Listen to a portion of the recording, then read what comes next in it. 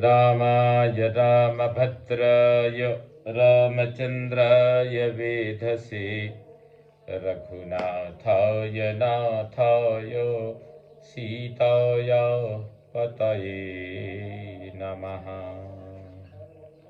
भवतां समेषां श्रीमद् वाल्मीकि रामायण पारायणोपक्रमे हार्दं स्वागतम् अभिनन्दनं च। इदानीं युद्धकाण्डस्य त्रयोदशाधिकशततमः सर्गः आरभ्यते। इस सर्ग के 34वें श्लोक से यह भाग आरंभ हो रहा है। राक्षस्यो दारुण कथा वरमे तत्प्रयच्छ मे मुष्टिभिः पार्ष्णिघातैश्च विशालैश्चैव बाहुभिः जङ्घाजानुप्रहारैश्च दन्तानां चैव पीडनैः कर्तनैकर्णनासानां केशानां लुञ्चनैस्तथा निपात्य हन्तुमिच्छामि तव विप्रियकारिणीः एवं प्रहारैर्बहुभिः सम्प्रहार्य यशस्विनी घातयेतीव्ररूपाभिर्याभिस्त्वं तर्जिता पुरा। मेरी इच्छा है कि मुक्कों, लातों, विशाल भुजाओं, थप्पड़ों, पिंडलियों और घुटनों की मार से इन्हें घायल करके इनके दांत तोड़ दूं, इनकी नाक और कान काट लूं तथा इनके सिर के बाल नोचूं। यशस्विनी, इस तरह बहुत से प्रहारों द्वारा इन सबको पीटकर क्रूरतापूर्ण बातें करने वाली इन अप्रियकारिणी राक्षसियों को पटक पटक कर मार डालूं। जिन जिन भयानक रूप वाली राक्षसियों ने पहले आपको डांट बताई है, उन सबको मैं अभी मौत के घाट उतार दूंगा। इसके लिए आप मुझे केवल आज्ञा दे दें। इत्युक्ता सा हनुमता कृपणादीनवत्सला हनुमन्तमुवाचेदं चिन्तयित्वा विमृश्य च। हनुमान जी के ऐसा कहने पर करुणामय स्वभाव वाली दीनवत्सला सीता ने मन ही मन बहुत कुछ सोच विचार करके उनसे इस प्रकार कहा।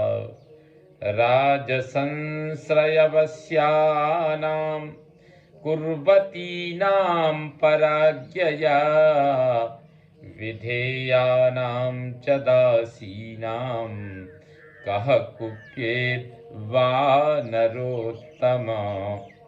भाग्यवैषम्यदोषेण पुरस्ताद्दुष्कृतेन च मयैतत्प्राप्यते सर्वं स्वकृतं ह्युपभुज्यते। मैवं वद महाबाहो देवी हेषा परागतिः। कपिश्रेष्ठ, ये बेचारी राजा के आश्रय में रहने के कारण पराधीन थीं। दूसरों की आज्ञा से ही सब कुछ करती थी। अतः स्वामी की आज्ञा का पालन करने वाली इन दासियों पर कौन क्रोध करेगा। मेरा भाग्य ही अच्छा नहीं था तथा मेरे पूर्व जन्म के दुष्कर्म अपना फल देने लगे थे, इसी से मुझे यह सब कष्ट प्राप्त हुआ है, क्योंकि सभी प्राणी अपने किए हुए शुभाशुभ कर्मों का ही फल भोगते हैं। अतः महाबाहो, तुम इन्हें मारने की बात न कहो। मेरे लिए दैव का ही ऐसा विधान था। प्राप्तव्यम तु दशा योगान मयि तदिति निश्चितम् दासीनां रावणस्याहं मर्शयामीह दुर्बला। मुझे अपने पूर्व कर्म जनित दशा के योग से यह सारा दुख निश्चित रूप से भोगना ही था। इसीलिए रावण की दासियों का यदि कुछ अपराध हो तो उसे मैं क्षमा करती हूँ, क्योंकि इनके प्रति दया के उद्रेक से मैं दुर्बल हो रही हूँ। आज्ञप्ता राक्षसेनेह राक्षस्यस्तर्जयन्ति मां हते तस्मिन्न कुर्वन्ति तर्जनं मारुतात्मज। पवन कुमार, उस राक्षस की आज्ञा से ही ये मुझे धमकाया करती थी। जब से वह मारा गया है तब से ये बेचारी मुझे कुछ नहीं कहती हैं। इन्होंने डराना धमकाना छोड़ दिया है। अयम व्याघ्र समीपे तु पुराणो धर्म संहितः ऋक्षेण गीतश्लोकोऽस्ति तं निबोध प्लवंगम। वानरवीर, इस विषय में एक पुराना धर्म सम्मत श्लोक है जिसे किसी व्याघ्र के निकट एक रीछ ने कहा था। वह श्लोक मैं बता रही हूं, सुनो। पहले की बात है, यह प्रसंग जनक नंदिनी जानकी जी हनुमान जी से सुनाते हुए कहती हैं कि पूर्व जन्म की बात है। पूर्व प्रसंग अनुसार एक बाघ ने किसी व्याध का पीछा किया। एक बाघ ने किसी व्याध का पीछा किया। व्याध भागकर एक वृक्ष पर चढ़ गया। उस वृक्ष पर पहले से ही कोई रीछ बैठा था, पहले से ही बैठा हुआ था।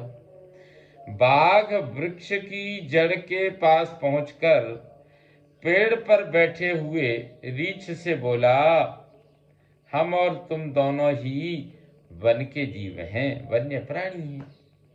यह व्याध हम दोनों का ही शत्रु है, अतः तुम इसे वृक्ष से नीचे गिरा दो। रीछ ने उत्तर दिया, यह व्याध मेरे निवास स्थान पर आकर एक प्रकार से मेरी शरण में आ चुका है, अर्थात मेरी शरण ले चुका है, इसलिए मैं इसे नीचे नहीं गिराऊंगा। यदि गिरा दूं तो धर्म की हानि होगी। ऐसा कहकर रीछ सो गया। तब बाघ ने व्याध से कहा, देखो इस सोए हुए रीछ को नीचे गिरा दो, मैं तुम्हारी रक्षा करूंगा। उसके ऐसा कहने पर व्याध ने उस रीछ को धक्का दे दिया, परंतु रीछ अभ्यासवश दूसरी डाल पकड़कर गिरने से बच गया। तब बाघ ने रीछ से कहा, यह व्याध तुमको गिराना चाहता था, अतः अपराधी है, इसलिए अब इसको नीचे ढकेल दो। बाघ के इस प्रकार बारंबार उकसाने पर भी रीछ ने उस व्याध को नहीं गिराया और न परः पापमादत्ते। इस श्लोक का गान करके उसे मुंहतोड़ उत्तर दे दिया। यह प्राचीन कथा है। इस प्रकार से सीता जी जनक नंदिनी कहती हैं कि अयं व्याघ्र समीपे तु पुराणो धर्म संहितः ऋक्षेण गीतश्लोकोऽस्ति तं निबोध प्लवंगम।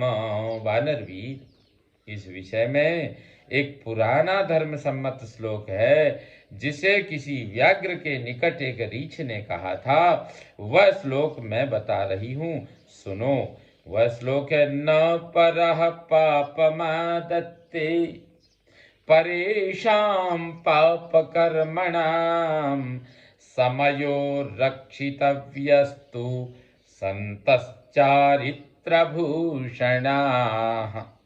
श्रेष्ठ पुरुष दूसरे की बुराई करने वाले पापियों के पाप कर्म को नहीं अपनाते हैं, बदले में उनके साथ स्वयं भी पापपूर्ण बर्ताव नहीं करना चाहते हैं। अतः अपनी प्रतिज्ञा एवं सदाचार की रक्षा ही करनी चाहिए, क्योंकि साधु पुरुष अपने उत्तम चरित्र से ही विभूषित होते हैं। सदाचार ही उनका आभूषण है।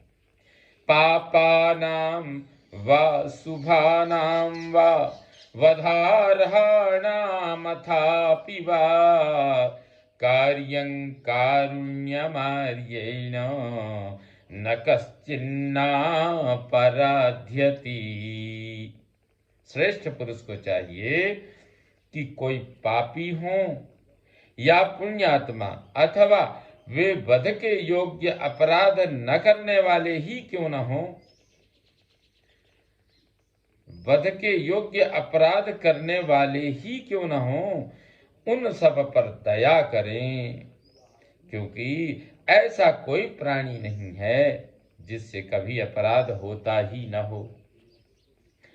लोकहिंसा विहाराणां क्रूराणां पापकर्मणां कुर्वतामपि पापानि नैव कार्यमशोभनम्।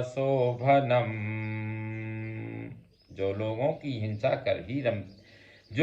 की हिंसा में ही रमते हैं और सदा पाप का ही आचरण करते हैं, उन क्रूर स्वभाव वाले पापियों का भी कभी अमंगल नहीं करना चाहिए। एवं उक्तस्तु हनुमान सीतया वाक्य कोविदः प्रत्युवाच ततः सीतां रामपत्नी मनिंदिताम्। सीता जी के ऐसा कहने पर बातचीत करने में कुशल हनुमान जी ने उन सती साध्वी श्री राम पत्नी को इस प्रकार उत्तर दिया।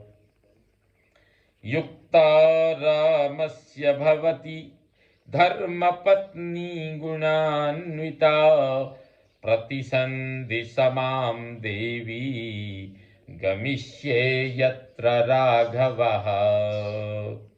देखो देवी, आप श्री राम की धर्मपत्नी हैं, अतः आपका ऐसे सद्गुणों से संपन्न होना उचित है, उचित ही है। अब आप अपनी ओर से मुझे कोई संदेश दें, मैं श्री रघुनाथ जी के पास जाऊंगा। एवं मुक्ता हनुमता वैदेही जनकात्मजा साब्रवीत् द्रष्टुमिच्छामि भर्तारं भक्तवत्सलम। हनुमान जी के ऐसा कहने पर विदेह नंदिनी जनक राजकिशोरी बोली, मैं अपने भक्तवत्सल स्वामी का दर्शन करना चाहती हूँ। तस्यास्तद्वचनं श्रुत्वा हनुमान् मारुतात्मजः हर्षयन् मैथिलीं वाक्यम् उवाचेदं महामतिः।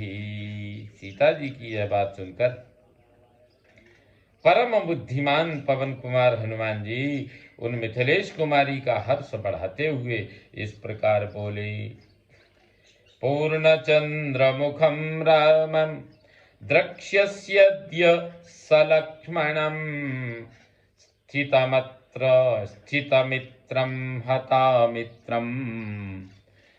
स्थितमित्रं हतामित्रं सजीवेन्द्रं सुरेश्वरम। देवी, जैसे सची देवराज इंद्र का दर्शन करती हैं, उसी प्रकार आप पूर्ण चंद्रमा के समान मनोहर मुख वाले उन श्री राम और लक्ष्मण को आज देखेंगी, जिनके मित्र विद्यमान हैं और शत्रु मारे जा चुके हैं। तामेव मुक्त्वा भ्राजन्ती सीतां साक्षादिव श्रियम् आजगाम महातेजा हनुमान यत्र राघवः। साक्षात लक्ष्मी की भांति सुशोभित होने वाली सीता देवी से ऐसा कहकर महातेजस्वी हनुमान जी उस स्थान पर लौट आए जहाँ श्री रघुनाथ जी विराजमान थे। सपदि हरिवरस्ततो हनुमान, सपदि हरिवरस्ततो हनुमान प्रतिवचनं जनकेश्वरात्मजाया कथितमकथयत् यथा क्रमेण त्रिदशवर प्रतिमाय राघवाय।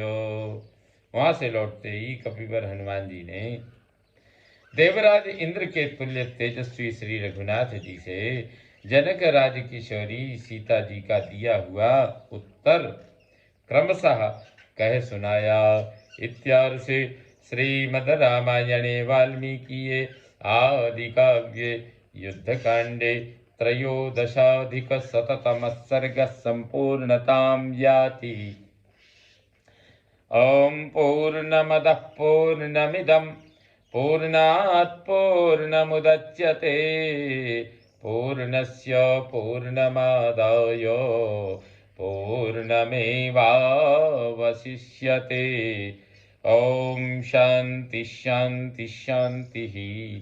सर्वे भवन्तु सुखिनः, सर्वे सन्तु निरामयाः, सर्वे भद्राणि पश्यन्तु मा कश्चित् दुःखभाग् भवेत्। ओम शांति शांति शांतिः। श्रीरामचन्द्रो विजयते तराम्।